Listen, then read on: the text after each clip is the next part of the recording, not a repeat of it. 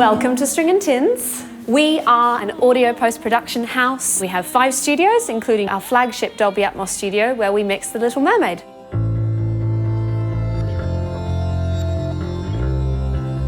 Audible were really excited and are still really excited about using Dolby Atmos and about the creative possibilities that can bring. And it was my job to bring all of the narration, the sound design and music and performance into the mix.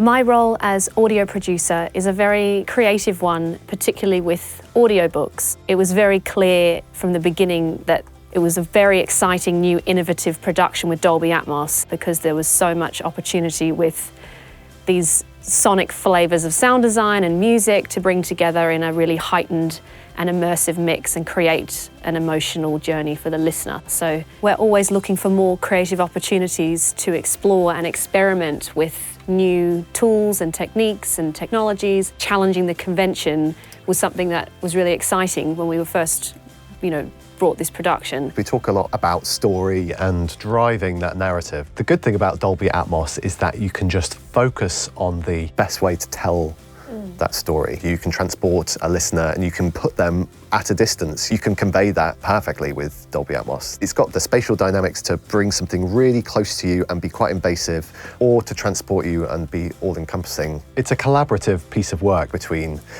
myself as sound designer and Dolby Atmos mixer, Lou as the producer, and then we had Joe Wilkinson, our amazing composer, and then Leanne Pinnock of Little Mix was the narrator. Now don't imagine only bare white sand at the bottom of the sea. Gosh no. The most colourful trees and flowers populate the Mer Kingdom, their leaves constantly in motion, their stalks bending with the slightest movement of the water. As a child, you like being read a story at bedtime. It's like innate as humans that we like being told a story. The narration with Leanne from Little Mix. Lawrence and I worked really closely with Harriet Blackamore, who was the director, to try and get Leanne's performance as being really natural and kind of authentically Leanne for all her young fans. And then once we had that as the main focal point of the narration, she then also had this really dynamic and expressive performance in all the character voices. And then once we brought that back into the edit and the mix, we were able to add really distinctive processing flavors on each of the characters to create that otherworldly layer, and that added to the immersion as well, is to be able to place the character voices in different spaces in the mix and to have its own unique processing on each one. Come home to us. Come home to us. Do you hear that? That is the sound of her 5 sisters, linked arm in arm. And what I'm about to tell you might not sound very nice. Through foam and spray and waters black, come join us now and don't look back.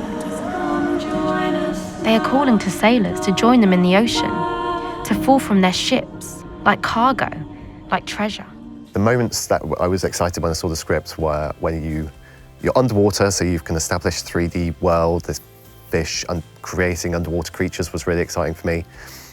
And then moving, because you've got this height of Dolby Atmos, then you can move upwards to above, and then so you can have the water here with you, and then the ship over in front of you, and then the weather all around you. The ship creaked and laboured, but the young prince was nowhere to be seen. Then, just as the ship tipped over, she saw him disappear into the waves. It may sound harsh, but for the briefest of moments, the young mermaid was pleased. Until that is, she remembered. You humans can't breathe underwater. You just can't experience or convey that anywhere near as well with just a stereo image in front of you. Then that's a very powerful tool to use in storytelling.